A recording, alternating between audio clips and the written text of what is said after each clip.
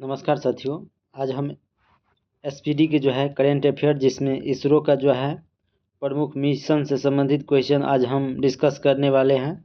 तो हमारे चैनल पर नए हैं तो चैनल को सब्सक्राइब और वीडियो को लाइक ज़रूर कीजिएगा। और पीडीएफ प्राप्त करना चाहते हैं तो हमारे टेलीग्राम से जुड़ सकते हैं। तो आज हम एसपीडी के करेंट अफेयर के महत्वपूर्ण क्वेश्चन प्रमुख मिशन से संबंधित इसरो के 2023 से 25 के बीच में उनसे रिलेटेड क्वेश्चन आज हम डिस्कस करेंगे, क्योंकि यह इससे इसरो से संबंधित एक क्वेश्चन बार बार सभी शिफ्ट के एग्ज़ाम में पूछे जाते हैं। जितने भी एग्ज़ाम हुए हैं और हो रहे हैं जीविका का, उसमें सारे में 1 से 2 क्वेश्चन आ रहे हैं। तो ध्यान से देखिएगा। मिशन उपग्रह है CMS-03 यह उपग्रह प्रक्षेपण तिथि वो 2 नवंबर 2025 था और रॉकेट से गया था LVM-3M5 रॉकेट से गया था। उसके बाद है निसार मिशन उपग्रह कब लॉन्च हुआ, तो 30 जुलाई 2025 को लॉन्च हुआ और GSLV F-16 से लॉन्च हुआ था। उसके बाद है एक्सॉम-4 मिशन जो 25 जून 2025 को लॉन्च हुआ था और ये भारतीय अंतरिक्ष यात्री के द्वारा लॉन्च किया गया था। रॉकेट का क्या नाम था? भारतीय अंतरिक्ष यात्री।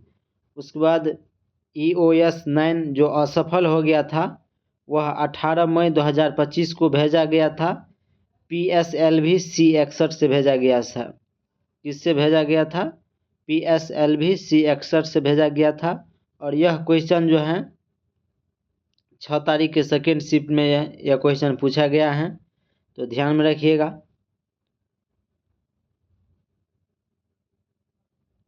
उसके बाद NVS-02 100वां मिशन था जो 29 जनवरी 2025 को लॉन्च किया गया था।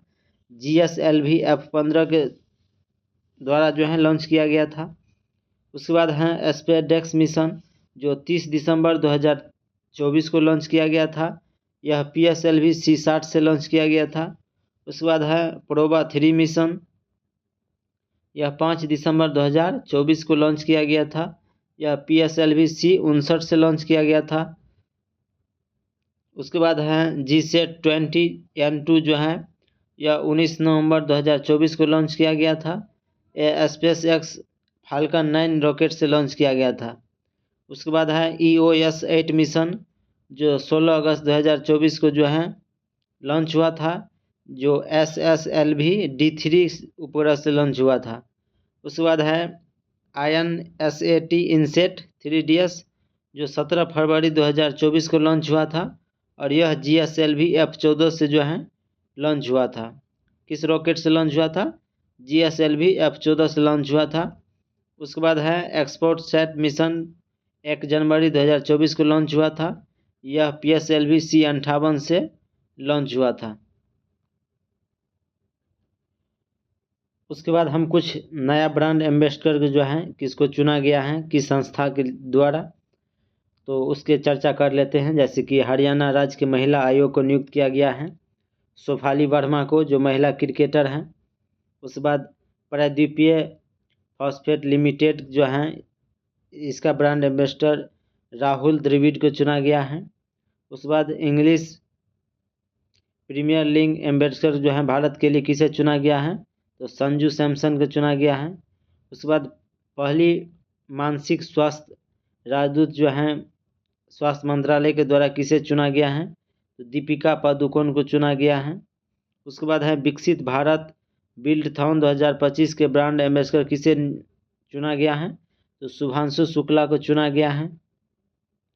उसके बाद हैं लेविज की ग्लोबल ब्रांड एम्बेसडर किसे चुना गया है, यह आलिया भट्ट को चुना गया है।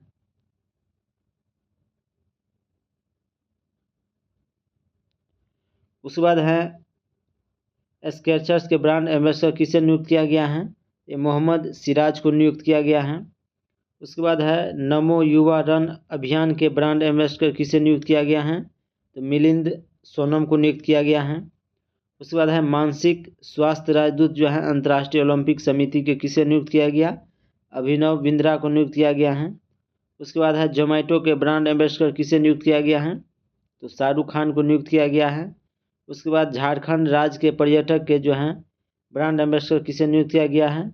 महेंद्र सिंह धोनी को जो है झारखंड राज्य के पर्यटन के ब्रांड एम्बेसडर नियुक्त किया गया है।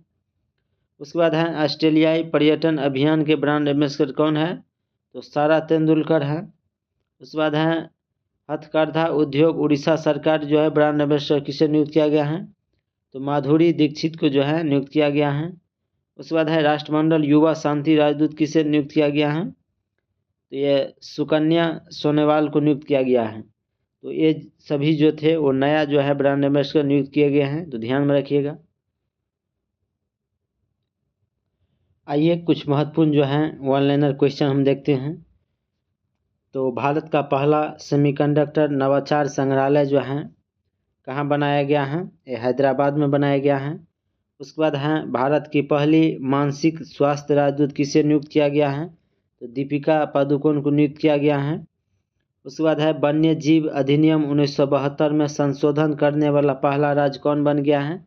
तो केरल राज्य बन गया है। जो वन्य जीव अधिनियम 1972 में संशोधन करने वाला यह पहला राज्य बना है। उसके बाद है भारत की पहली चीता सफारी की शुरुआत कहाँ किया गया है? तो कुन्नो राष्ट्रीय उद्यान मध्य प्रदेश में जो है शुरुआत किया गया है। उसके बाद है भारत का पहला झुग्गी मुक्त शहर कौन बन गया है? तो चंडीगढ़ जो है यह भारत का पहला झुग्गी मुक्त शहर बन गया है। उसके बाद है भारत का पहला बाल विवाह मुक्त जिला कौन बन गया है? तो बालोद जिला जो है छत्तीसगढ़ का यह भारत का पहला बाल विवाह मुक्त जिला बन गया है। उसके बाद है भारत का पहला एकीकृत ऑन्कोलॉजी अनुसंधान केंद्र कहाँ है? ये गोवा में है। उसके बाद है स्वयं सहायता समूह SHG के लिए पहचान पत्र जारी करने वाला भारत का पहला राज्य कौन है? तो इसका राइट आंसर हो जाएगा तमिलनाडु। उसके बाद है दुनिया के पहला AI जेनेटिक जीनोम जो है एक वायरस को किसने बनाया है?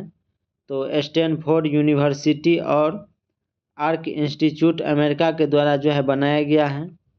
उसके बाद है एशिया का पहला महिला कैंसर उपचार केंद्र अपोलो एथेन जो है कहाँ लॉन्च हुआ है? तो नई दिल्ली में लॉन्च हुआ है। उसके बाद है बिहार की पहली महिला फीडे मास्टर कौन बन गए हैं? तो मरियम फातिमा जो हैं ये बिहार के पहली महिला फीडे मास्टर बने हैं। उसके बाद है दा विंची रोबोटिक सिस्टम पर प्रशिक्षण देने वाला पहला सरकारी मेडिकल कॉलेज कौन बन गया? तो एम्स दिल्ली जो है वो बन गए हैं। उसके बाद है भारत के पहले PM मित्र पार्क का निर्माण जो है कौन सा राज्य के द्वारा किया गया है? तो मध्य प्रदेश के द्वारा किया गया है। उसके बाद है दुनिया के पहला AI जनित मंत्री जो है DLA की नियुक्ति कौन किए हैं? तो अल्बानिया के द्वारा नियुक्त किया गया है। उसके बाद है दुनिया के पहला डिजिटल आदिवासी विश्वविद्यालय लॉन्च हुआ है कहाँ? तो नई दिल्ली में लॉन्च हुआ है। उसके बाद है उल्लास कार्यक्रम के तहत भारत का चौथा पूर्ण साक्षर राज्य कौन बन गया है? तो हिमाचल प्रदेश जो है यह उल्लास कार्यक्रम के तहत भारत का चौथा पूर्ण साक्षर राज्य बन गया है। उसके बाद है फिलिस्तीन को मान्यता देने वाला पहला G7 देश कौन बन गया है? तो ये फ्रांस हो गया है। जो फिलिस्तीन को मान्यता देने वाला पहला G7 देश हो गया है फ्रांस। उसके बाद है भारत के पहले AI संचालित जनजातीय भाषा अनुवादक आदिवानी है। उसके बाद है भारत का पहला पूर्ण डिजिटल साक्षर राज्य कौन बन गया है? यह केरल राज्य जो है बन गया है भारत का पहला पूर्ण डिजिटल साक्षर राज्य।